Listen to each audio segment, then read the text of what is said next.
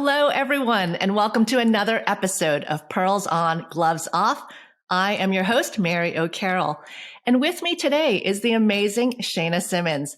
Shana is the general counsel at Everlaw, a SaaS platform that helps law firms and in-house legal team companies more efficiently solve the challenges of discovery and investigations. It was at Everlaw that Shana hired and built out their legal operations function and runs a very efficient and effective department, which we will get into during our talk. But prior to Everlaw, Shana was at Google for close to 9 years, which is where we first met and worked together. And her last role there was being head of Google Cloud's go-to-market legal team. Before that, Shana started her legal practice as an associate at Cleary Gottlieb in New York and in London, and she currently lives in Oakland with her husband and her 2 kids. Welcome, Shana. It's wonderful to have you here. Oh my gosh, Mary, you're such a legend. I'm so happy you took the time to be with me today. Oh no, right back at you. Well, congrats on all your success. We've known each other a long time. And I think you probably have what is like the dream career path for anyone who's thinking about being an attorney, right? You started as a high profile, big law associate. You moved in-house to an amazing place like Google, and then moved directly into a general counsel role. Tell me, was this kind of always your goal? Was this your dream to be a GC and a big time attorney? No, Mary, it was not my goal. Like, I think I wish I was more intentional in where I ended up. My dream job when I was a third grader was to be a Supreme Court justice. So I don't know if I at least made it Close. to law school and graduated, right? But I think those dreams of being a Supreme Court justice and being Sandra Day O'Connor are dead. But in terms of going into Google, nothing was planned. It was all serendipitous. I went to law school having known no lawyers. I was the first in my family to even graduate from high school, right? So growing up in the Bronx, super poor, but I had this dream, like I told you, to be Sandra Day O'Connor. So I went to college, taught for a few years, and my mom reminded me, my immigrant mom, like, that's cute. That's really good that you're giving back. But we talked about law school and making money. So like, go to law school. Got lucky, got into Berkeley, and realized then that in order to make money, I had to do corporate law. And went back home to New York and got a great job at Cleary. And I chose Cleary because the people were phenomenal. I met with a diverse set of folks when I did OCI on campus interviews.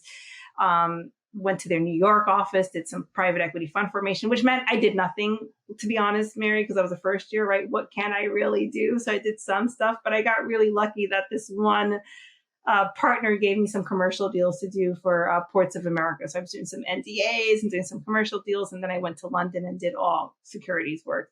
And at London, as it is for any associate, I was working like crazy. I was like billing, my time was my value. Nothing else. I built close to 3,000 hours that year. And I think I was the worst associate probably to ever be in London. And Veena Ha, who's a mutual friend of ours from Google, had gotten this, what he called a dream job, to be a contracts manager at Google, leaving Millbank at the time. And he kept reaching out, like, leave Cleary, like, come back. I got engaged to my now husband, to an Oakland firefighter, and had to figure out a way to come back west from across the pond.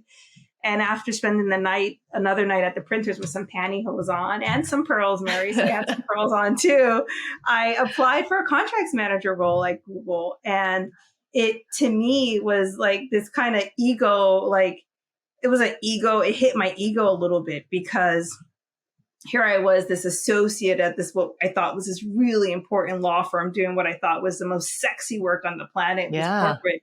And to come and do commercial work, a lot of the Cleary partners kind of were like, are you sure you're going to go in as a JD and Esquire, going to go be a contracts manager? And I realized at the time, people talk about climbing Mount Everest. It was my time to go to base camp, right? And to go learn a skill.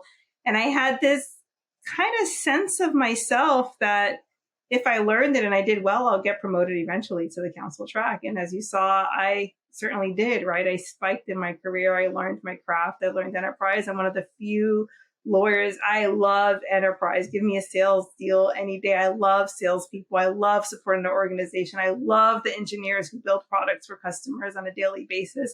So I love everything about enterprise.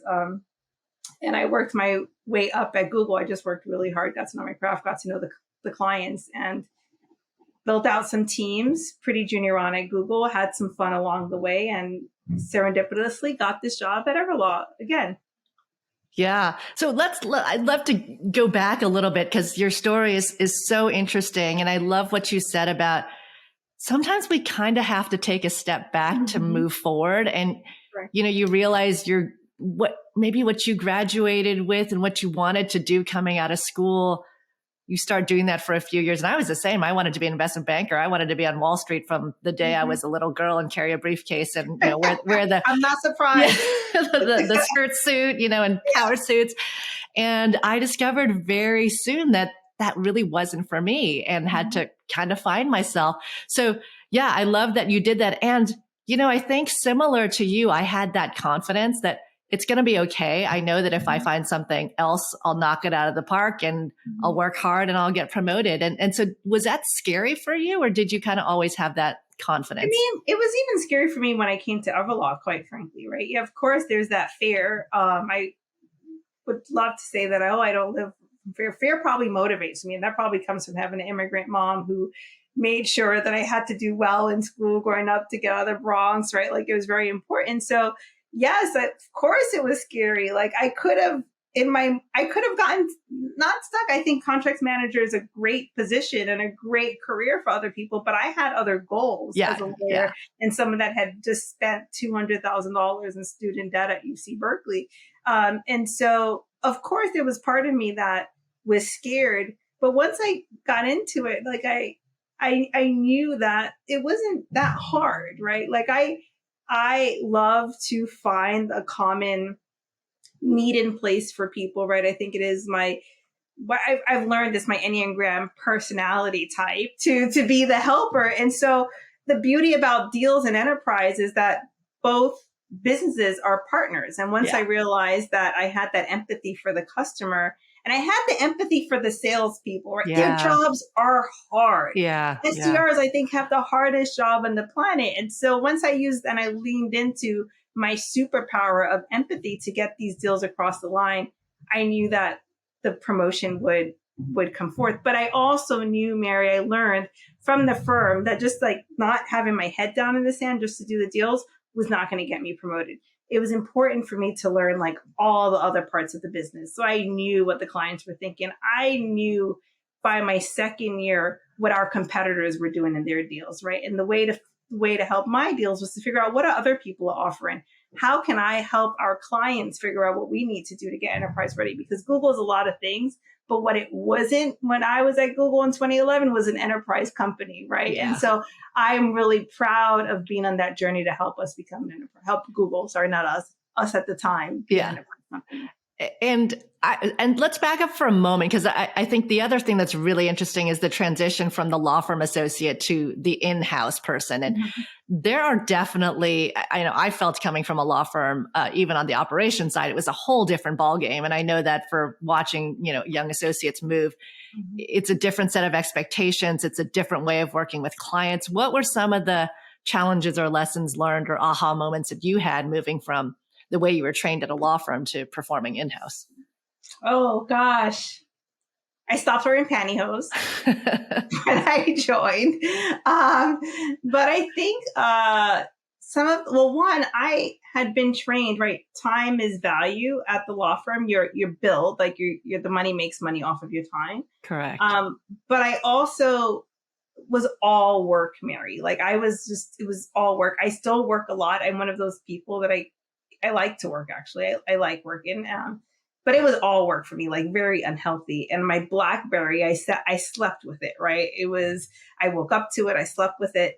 And going in-house, I was able to see the Marys of the world, the Christians of the world, the Dan Cooks, the Julie Hannigers, the Halimas, right, of the world, to realize that there was much more to what I can bring to the table by bringing more of me, right? And so while it was just Shana, what I can do for the client at the time I wasn't involved, I evolved as a person in-house. I looked around to see that all of you were excellent at what you were doing, whether it was operations, managing, or your legal craft.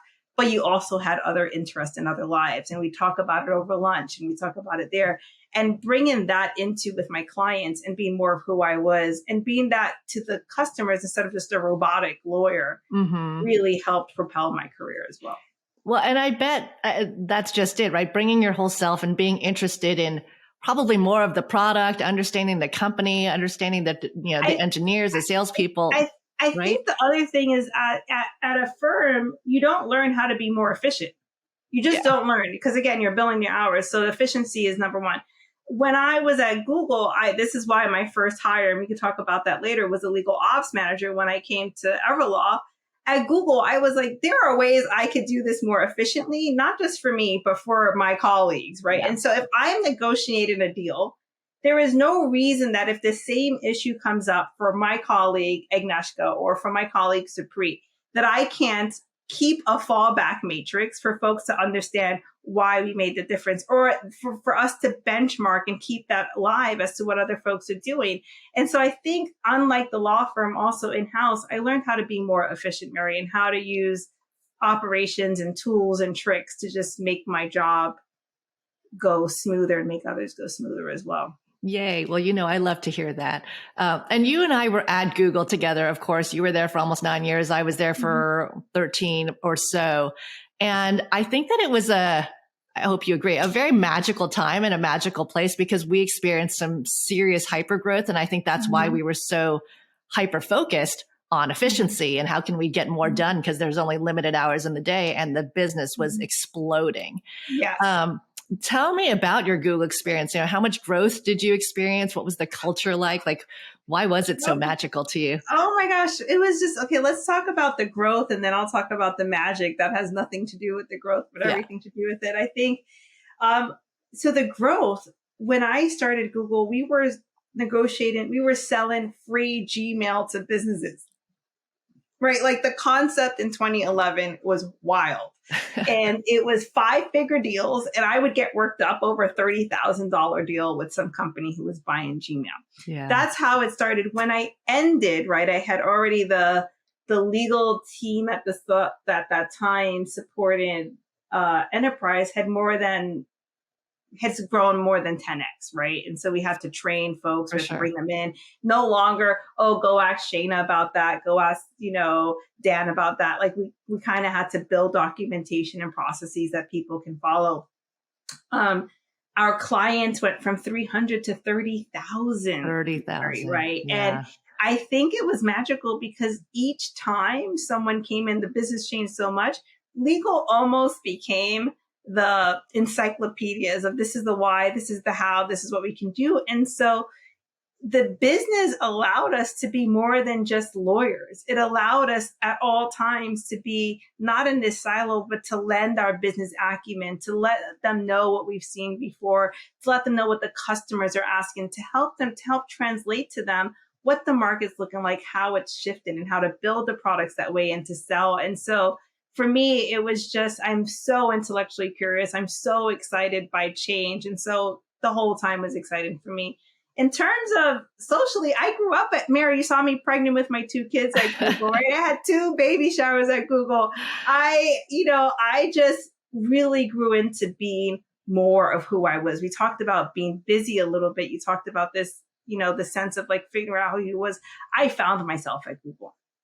I didn't have the time to check in when I was at the firm with who I was, what was important to me, but I was always driven by the mission, but also found the time to know that managing people was something I was good at. Yeah. Managing and bringing out the strengths in others was something I liked. So let's move in from being a lawyer to also managing. Being involved with the business is something that I loved, and going from the lawyer, helping build the products, understanding the flow of data, figuring out what the FUD is in the market. So that I just found myself and I spent, plus we had a lot of fun while doing it, right? We didn't take each other seriously. We had so much fun, but also we didn't talk about DEI as much. Like we didn't talk about it. We just walked it. Like the teams were incredibly diverse. Agreed. Right? Yeah. Legal. Like it was from personality types to demographics to people's experiences to people's schools. And I just found that it was a place where everyone was able to bring his or herself. I laugh. I tell someone, there wasn't even one way to dress. You had someone wearing Lululemons, right? One day you had Mary wearing pearls. You had Daryl wearing a suit, right? And so it allowed us to be ourselves. And to me, it is truly a special place. And it is what I hope to build in my department and at the company today. Yeah, I think it was magical, and it was the culture. It was the collaboration. It was the bringing your whole self and the DEI. I think that was there naturally. I think you're right. I was talking to another ex-Googler legal department person just yesterday, and we were kind of reminiscing. And he said he remembers when we actually we acquired a company. We brought in some lawyers from the outside, and that lawyer walked out of their first meeting like scratching their head. And he said to this new team member, why was that such a shocking meeting? And he said, well, you guys sat around and talked about everything that needed to get done. And everyone was jumping in saying, yeah, I'll take that piece. I'll do this. I'll work with you on that. By the end of the meeting, everyone had their marching orders and was like volunteering to do stuff. He said, if that was my old company, we'd all be looking down at our Blackberries or what have you and like trying to hide our heads and not raising our hands. And that was, it was a special time. We were growing so fast. Everyone was kind of in it, rowing in the same direction and really collaborating towards the same goal. I think that was really unique. And then I also love what you said about just being intellectually curious and getting involved with all parts of the business. And this is what I think really makes someone successful in an in-house legal department, whether you're in operations, whether you're the general counsel, whether you're an in-house lawyer, is that you have to kind of look beyond the walls of just being reactive and just being the lawyer or just, doing kind of what work comes your way. It's about seeing. We in legal have just such a broad spectrum of views and touch points across the company, maybe uniquely so. Like we know what's happening with the product, with the sales, with the finances, with the real estate. I mean, the privacy, like you name it. And because of that, if you know what the company's goals are, you're really able to add a lot of value, right, to the leadership team, to the other teams that you're working with, and letting them know what you're hearing, what you're seeing cross-functionally, because you have that role. Yeah, I think it's really special. I think it is a privilege and an honor. And I think it is for all of us as lawyers or operators in the legal department to lean into that horizontal view. And Mary, there's one thing you didn't mention is the people. Yeah. We get to touch and feel a lot of people every day. And so how do we make people feel better about their jobs? Also, how do we help the business know that they're not clear on their priorities? So you've got people running around over here doing something that I don't think is that important to you, right? And so how do we not burn out people as well? And I think we also have just such also we don't talk about lawyers setting culture, but I think in a way we also really can infuse and help a culture as well. Yeah. Okay. So I have to ask, everyone always wants to know what it was really like to work there. So what kind of favorite memory or favorite story do you have of your early days at Google? Oh my gosh. This is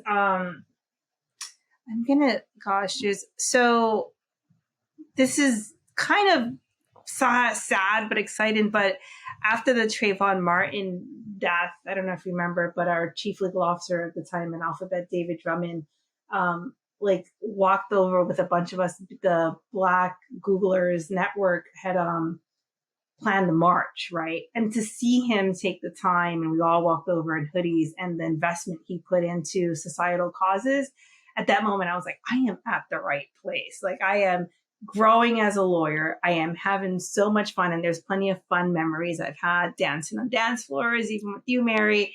But I think also that impact on social justice and knowing that we could play a role in the largest societal issues really was one of my favorite memories. Yeah. And seeing leadership and leading by example and really making it important to the whole department was meaningful.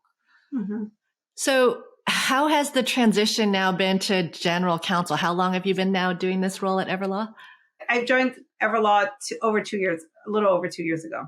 And so I have to say, I miss my friends. I grew up, like I said, I feel like I have my little brothers, my big brothers, my uncles, my aunts, my cousins, my sisters, my brothers, all like Google.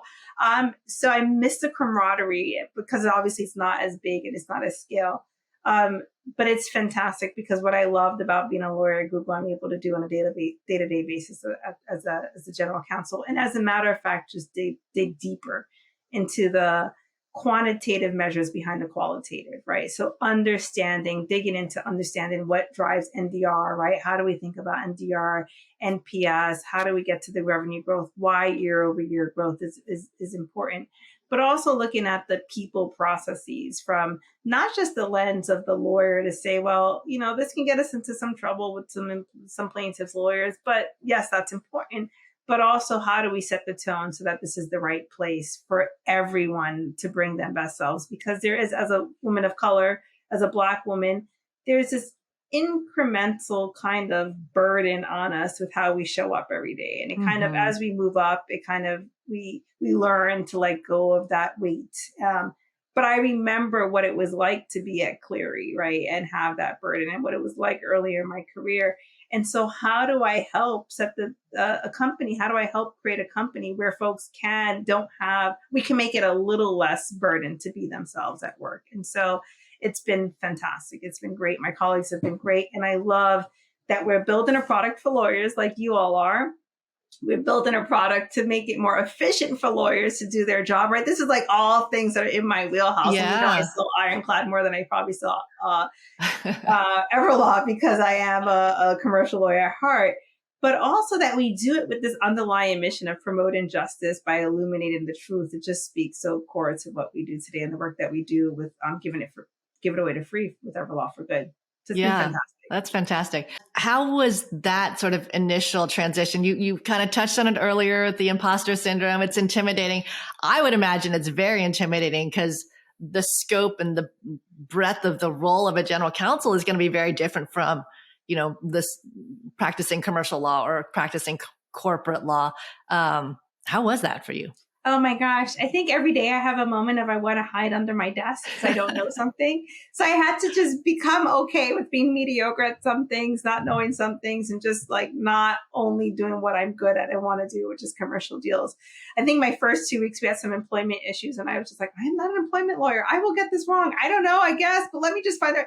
What I got okay with, Mary, is just finding the right talent around me, whether it's outside counsel. And I got so lucky. For example, we're a federal contractor by finding the right government, contractor counsel initially to badass women of color who support us. I got really lucky by finding the right employment person to help us, who's now onboarded, and she's a full-time, part-time, but employee now for Everlaw.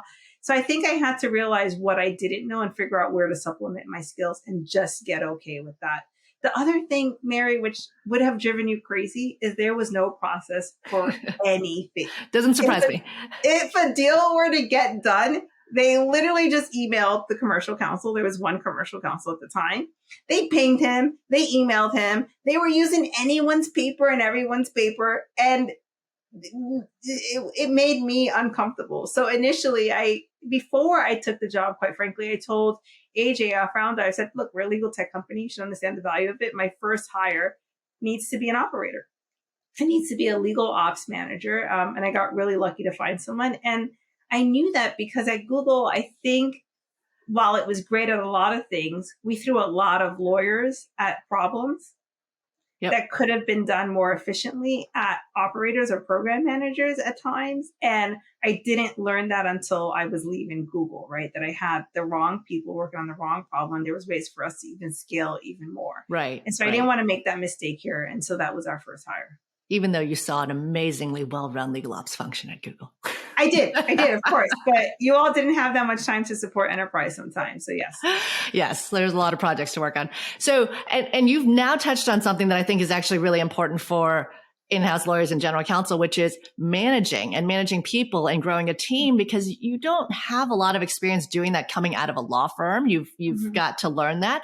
And I love what you said about you as the leader of your department does not need to be the person who is the expert at everything. And it takes a lot of recognition to know that you need to be hiring the best people around you and to surround yourself with the experts that you can lean on and let them shine. That's going to make your department shine. That's going to make you shine. So love that you did that, and would love to hear more about kind of your first hire. And I know that you did hire your legal ops function as your very first person. A lot of general counsel I talk to are overwhelmed when they go into their new role thinking, oh my God, there's so much work to do. There's so much on me personally. I would love to hire someone just like me so that I can shed some of the work to that person. No, I don't want another me, Mary. You're doing it wrong if there's more me's. I need that's the right answer. Yes. And so how did you recognize that though? Because I think it is a very common fallacy to just hire more people just like you so that, again, you can spread out the work that's all coming to you. Yeah, I think it's, we talked a little bit about fear, but a little what drives me is also a sense of insecurity as well, right? And so there's that is a balance of confidence, being arrogant at some things, being stupidly, ignorantly arrogant at some things, and insecure in others, right? So if we had a lot of me's, I'd be scared that there's a lot of things that are missing.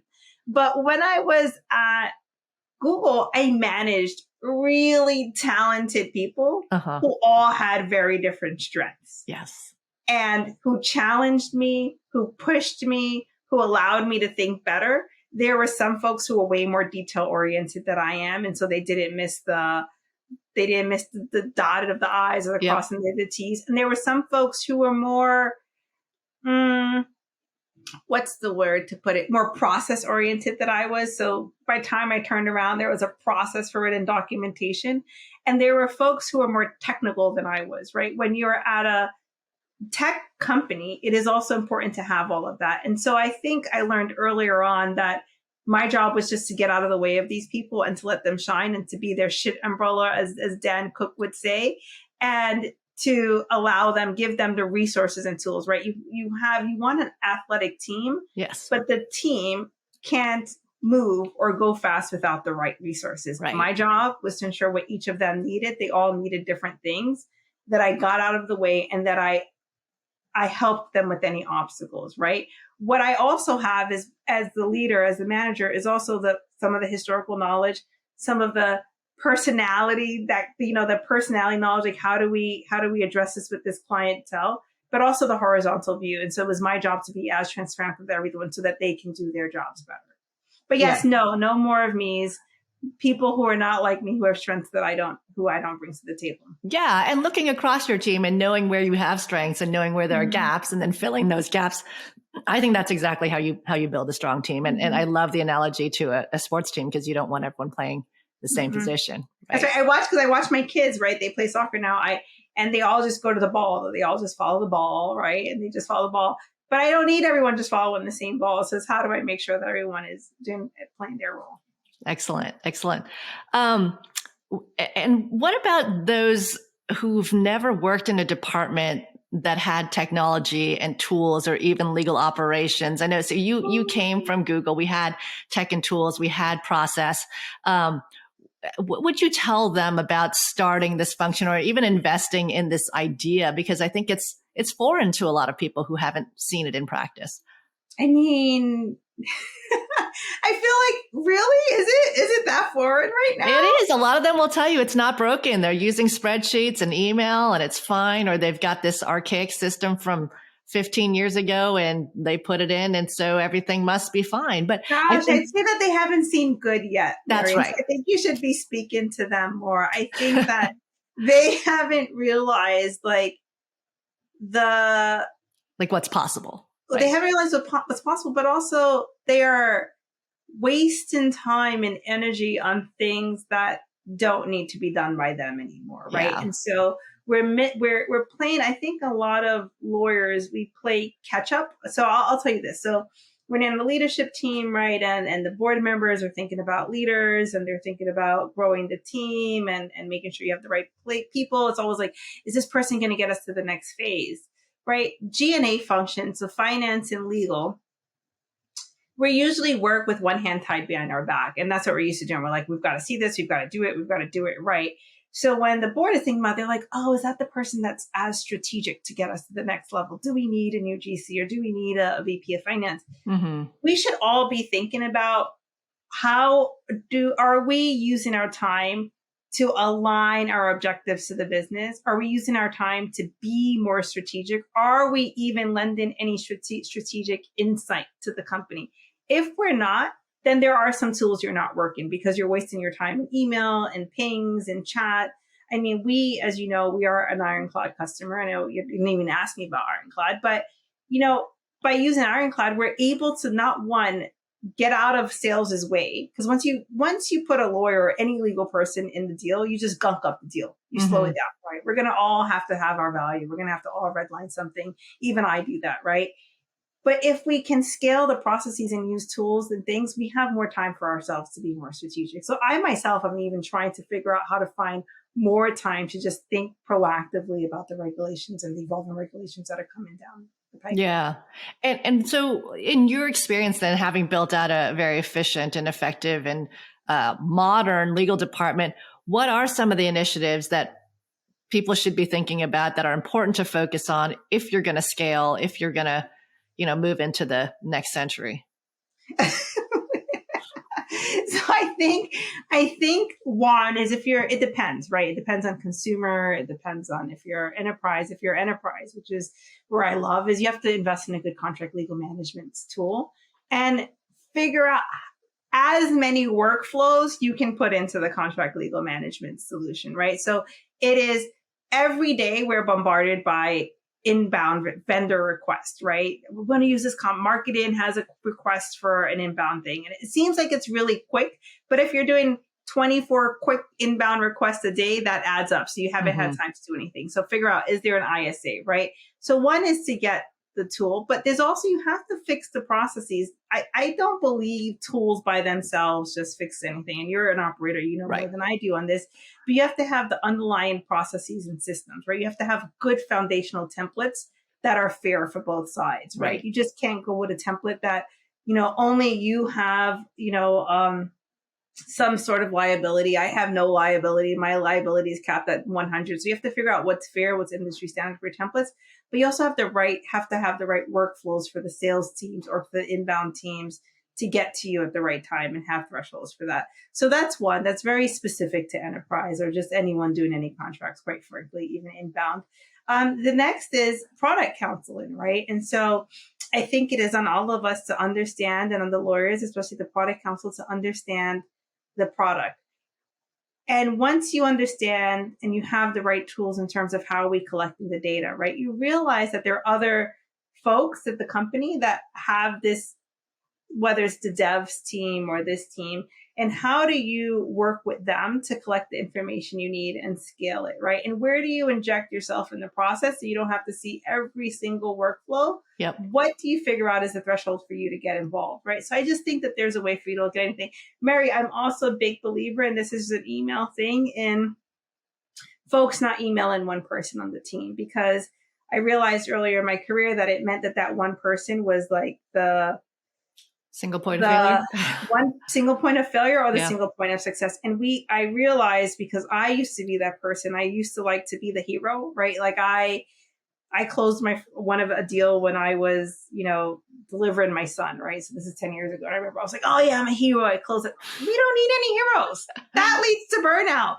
And so I don't believe, and I'm always telling my team, I'm like, if someone can only ask you the question, there's something wrong. So I'm a big believer in just using Gmail for aliases, right? So legal-product. If the product teams have any questions, the people who address it can answer it.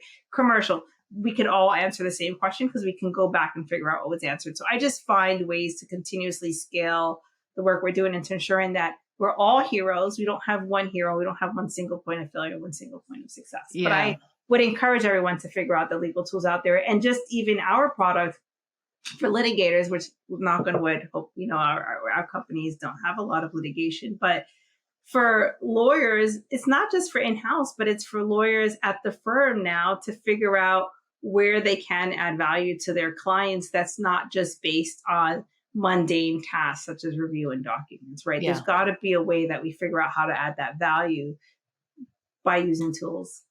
And in doing so, I mean, for your tool, for Ironclad, for Everlaw, these are tools, like you just said, are getting rid of the mundane, are getting rid of the Mm-hmm. high volume, where you really shouldn't be using lawyers to do the work. I refer to that But as, it's incredibly important work, right? And so no, lawyers are doing absolutely. it. Mm-hmm. Absolutely. It's right sourcing is the way I put it, Yeah. right? Like it has to get done, but you want to match the value of who's doing the work or what's doing the work with Mm-hmm. the task at hand. And so it increases professional satisfaction in Mm-hmm. my view, because the lawyers are actually doing what they went to law school to do, Mm-hmm. and they're happier. Do you find any of it threatening to lawyers that, oh gosh, if we bring in an Everlaw, if we bring in an Ironclad, like what will I do? I mean, I know my It's answer, but so funny because I don't know if there were any salespeople who felt Salesforce was going to be threatened into their job. Right. I don't think you talk to any salesperson who, and I think in the same way, we're just going through a revolution and we're going to figure out more alternative billing solutions for firms. Right. And I think we're going to have less burnout. Hopefully this is a result in more diversity as well, more women, more moms staying at the job longer. So I think there's going to be so many benefits that come with ingesting and using these tools that I think it's going to be a revolution. It might be slow. But my hope is that it's not threatening to folks. Yeah. And do you even think you could operate at the speed and scale that you're on now as a company without some of the systems No, and tools? absolutely not. I mean, we probably could, but would I want to? No. Yeah. Would I have a team of twice the number of attorneys I do right now, which the finance folks would talk to me about, and my CEO? Yes. Yeah. Right. Because we don't have to be involved in some of the low risk stuff that come in on a daily basis. Yeah, that's exactly right. I mean, our job is, and I tell everyone, our job is to facilitate growth and mitigate risk, right? It is. So we've got to think about what we're doing and how we're doing it. Yeah, that's right. Okay. And so what skills do you think are kind of key and most important for someone as a leader of a department, as a general counsel? I know this is like the dream job of so many people. What do you think you need to be successful now that you're there? Oh my gosh. I think, like I said, I think that there are so many different skills and people, GCs look and feel a little bit different. I think some of the basics are to, one, have a curiosity of the business and an interest and a knowledge of the business, not just the business, but the industry, its competitors, it's going, the work that's being done and how it's being solved. So I think maintaining that intellectual curiosity. Two is,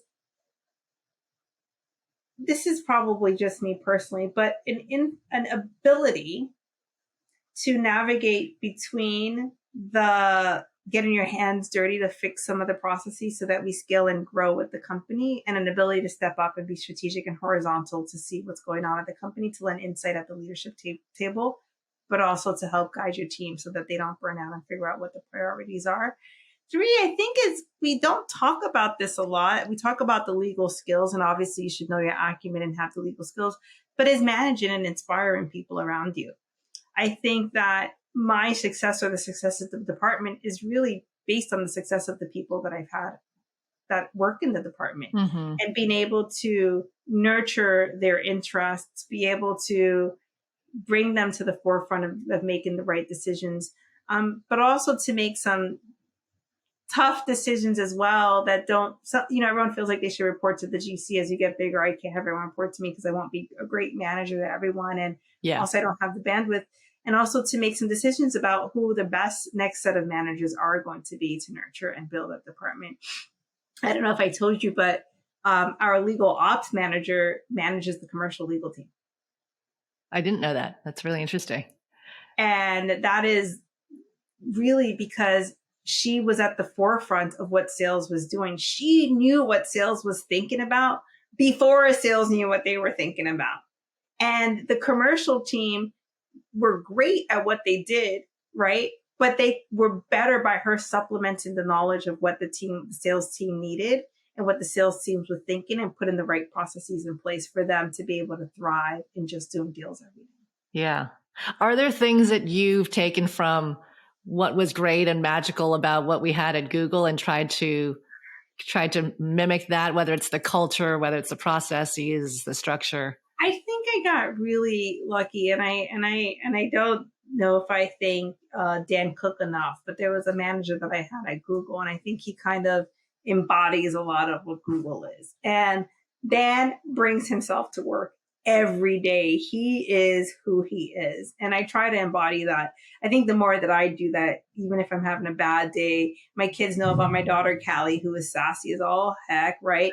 Like, I think it allows them to be themselves, right? And so I know that one of my team members is going to a doctor's appointment with her too, because they don't need to hide that from me. Because I know when when we're gonna work, we're all gonna be heads down and get the job done. When we're not in that period, I think folks should be able to bring themselves, and even if that means going to a doctor's appointment. So I think there's some of that, but also just this, the other day, this may seem silly, but there was a pop-up dinner. The chef from Slanted Door, he had a pop-up at UC Berkeley, and I just pinged the team like, hey, anyone wants to go to this pop-up with me? And we went. So just trying to, I don't know, Mary, you remember those happy hours we had on Wednesday, right? Just building that social connective tissue, especially in COVID, when it can all feel so transactional, and that transactional nature can burn out some people, especially the extroverts. Bring in that so that I see them, they see that I see them, and that we feel like we have that connection. Yeah. One of the things that you mentioned that I think I also love about the early days of Google is you said that sometimes you have to kind of roll up your sleeves and get into the trenches, and then also rise to the occasion and present and be a leader and be strategic. And that idea that your job often requires you to do work below your pay grade and above your pay grade. And that's just part of the job because you're part of the team. Right. And I give a lot of credit to Chris Chin, who we're both very close to. He was, of course, the very early Googler and the leader of the entire commercial team for a while and hired a lot of us. And then eventually became the head of our legal tech in our legal operations team. And then, of course, now he works at Ironclad. So we're back together. But I think that's something, as one of the first members of the legal department and having hired everyone, sort of after him, was really important to all of us, that you put the team first, you put the department, you put the company first, and it wasn't about the individual. And I think that definitely. And I think all of my team does that. And I think that mundane, right? Like, if someone's going on vacation, I don't want to bother them on vacation. So I do an ISA, right? I will do a deal, right? I will get involved. I will check your red line, right? And so while I'm at a leadership offsite for 8 hours in the day, I will come back and do that so that you're not burnt out. But it allows me to see and know what's going on too. So exactly. I can feel if something is broken. Exactly. So just the other day, we had a customer ask us, two customers ask us the same question. I'm like, why is this customer asking the question? I keep pushing the team. I'm like, don't we have the answer to this, right? And then I realized I just took some time and I read some of our documents. I was like, oh, I missed this because I haven't had to negotiate this. And so let me just read everything and figure this out.